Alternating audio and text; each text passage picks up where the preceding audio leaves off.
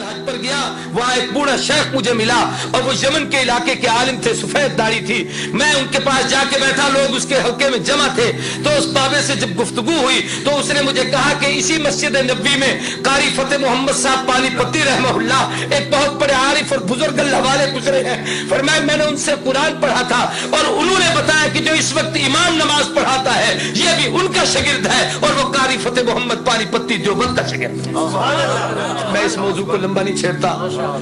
तिलावत आयात के साथ तालीम किताब के कुरान पाक की मानी मतालिब और मफहूम, मेरी मुख्तसर मालूमात के मुताबिक इस वक्त सिर्फ मकतबे देवबंद के उलमा ने जो कुरानी तफासिर अरबी उर्दू और मुख्तलिफ जबानों में लिखी है उनकी तादाद 250 से भी ज्यादा है। सिर्फ तफसीरें, और उनमें कई तफसीरें ऐसी हैं जो कई जिल्दों पर मुश्तमिल हैं, 20-20 30-30 जिल्दों की।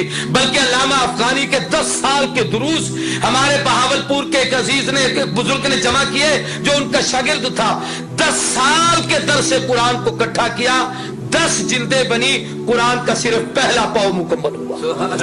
क्या इल्म है इन लोगों के पास, आप भी इसका तसव्वुर नहीं कर सकता।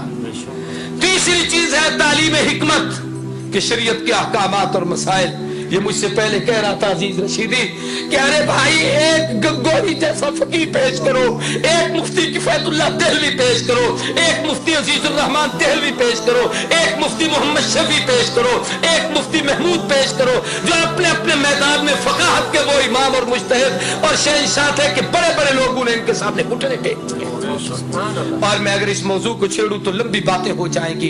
इल्म तफसीर की खिदमत की है तो इन लोगों ने, हदीस की खिदमत की है तो इन लोगों ने, फिका की खिदमत की है तो इन लोगों ने, मदारिस का जाल बिछाया है तो इन लोगों ने। किसी ने हजरत शेखुल हिंद मौलाना महमूद हसन रहमहुल्लाह जो देवबंद का सबसे पहला शागिर्द था, उस्ताद भी महमूद है, शागिर्द भी महमूद है। एक छोटे से अनार के दरख्त के नीचे एक उस्ताद और शागिर्द बैठकर इल्म को सीख रहे हैं। और शागिर्द महमूद ने जब वो महमूद हसन बन गए, अल्लामा ज़मान बने, तो किसी ने कहा हजरत आपकी कोई तसनीफ तो हमारे सामने नहीं आई, आप इतने बड़े अल्लामा कहलाते हैं। फरमाया मियां मेरी तो हर मैदान में तफसीर है, तो मेरी तशरीफ है, किस मैदान की तशरीफ देखना चाहते हो, कौन सी किताब पढ़ना चाहते हो? उसने कहा जी हमने तो कोई नहीं देखी। फरमाया मेरे कुरान की तफसीर में अगर कोई तशरीफ देखना चाहते हो, शबीर अहमद उस्मानी को देख लो।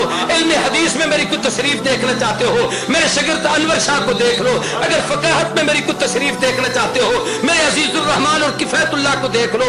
फरमाया अगर तुम लोग मेरी तशरीफ को देखना चाहते हो, सियासत के मैदान में कुछ पढ़ना चाहते हो, मेरे शागिर्द उबैदुल्लाह सिंधी को देख लो। अगर तुम मेरी तशरीफ पढ़ना चाहते हो, जनाब वाला तारीफ के मैदान में मुझे कुछ देखना चाहते हो, मेरे एक ही शागिर्द तसव्वुफ का इमाम अशरफ अली थानवी को देख लो। मेरे अगर तुम मेरे तदब्बर और हौसले को पढ़ना चाहते हो, मेरे शागिर्द हुसैन अहमद मदनी को देख लो। मेरी दावत और तबलीग को देखना चाहते हो, मेरे इलियास को देख लो। मेरा एक एक शागिर्द ऐसा है। मैं अला वजह बसीरत कहता हूँ, तारीख में 2 इंसान ऐसे गुजरे हैं जिनकी शागिर्दों की मिसाल दुनिया में न पहले पेश हुई न क़यामत तक पेश हो सकेगी। पहले दौर में इमाम आज़म नुअमान इब्न साबित अबू हनीफा उम्मत का वो फकीह और मुज्तहिद था, जिसके शागिर्द एक एक शागिर्द ऐसा था जिसकी मिसाल दुनिया नहीं दे सकी। या दूसरा शेखुल हिंद मौलाना महमूद हसन रहमहुल्लाह है, जिनका एक एक शागिर्द ऐसा है जो अपने जमाने और अपने फन का इमाम है, जिसकी मिसाल दुनिया में नहीं। मैं इस मौजू को लंबा नहीं करता, मैं मुख्तसर बात अर्ज करता हूँ।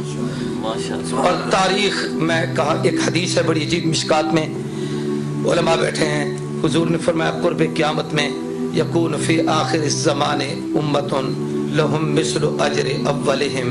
आखिर दौर में एक जमात आएगी, वो पहलू के नक्शे कदम पर चलेगी, उन जैसे काम करेगी, अल्लाह इन पिछलों को उन जैसा अजर देंगे।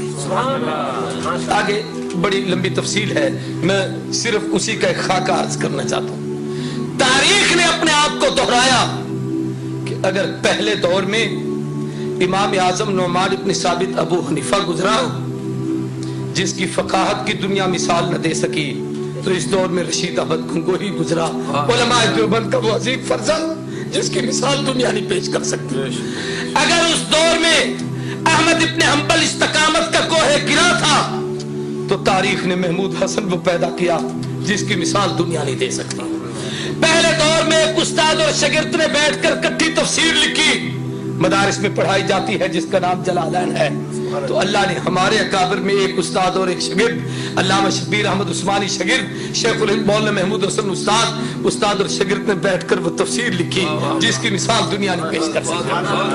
میں کہتا ہوں پہلے دور میں اگر اللہ سلام کروڑوں جزا عطا کرے بخاری کی قبر پر، اللہ رحمت نازل کرے، امام بخاری نے بخاری لکھی ہے تو اس کو سمجھانے کے لیے انور شاہ کشمیری نے جو اس کی شرح لکھی ہے، تاریخ میں آج تک اس جیسی کتاب نہیں آ سکی۔ پہلے دور میں امام مسلم صحیح مسلم لکھ کے گئے ہیں، علامہ شبیر احمد عثمانی نے فتح الملم 5 جلدوں میں لکھی ہے، آج تک اس کی مثال دنیا نہیں پیش کر سکی۔ اگر امام ابو داؤد نے ابو داؤد لکھی ہے، بل المجود ابو داؤد کی شرح مولانا خلیل احمد سہارنپوری رحمہ اللہ نے لکھی، جس کی مثال آج دنیا نہیں دے سکتی۔ اور امام مالک موطا امام مالک لکھ کر گئے، شیخ الحدیث محدث عصر مولانا محمد زکریا کادلوی مہاجر مدنی نے جس وقت اس کی شرح لکھی، ایک عرب کے شیخ کو یہ کہنا پڑا قد حنف الموطا، اور زکریا نے کیا موطا امام مالک کی شرح لکھی ہے کہ اس کو پڑھنے کے بعد ایسے لگتا ہے کہ شاید امام مالک بھی ابو حنیفہ کا مقلد بنا۔ ہمارا ایک ایک عالم بے مثال، ایک ایک عالم باکمال، ایک ایک عالم لازمال۔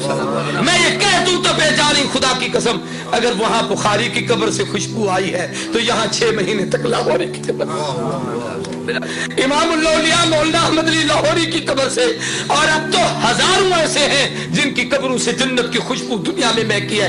اللہ نے دکھایا ہے کہ یہ وہ اہل حق ہیں، یہی وہ لوگ ہیں، یہ وہ اللہ کے برگزیدہ لوگ ہیں جو پیغمبر کے اس مشن کی تکمیل کر رہے ہیں جس مشن کے لیے اللہ نے اپنے نبی کو دنیا میں بھیجا تھا۔ تو میرے محترم دوستوں اور بزرگوں، ہم اس پر اپنے رب کا جتنا شکریہ ادا کریں کم ہے کہ اللہ نے ہمیں ایسے اکابر دی۔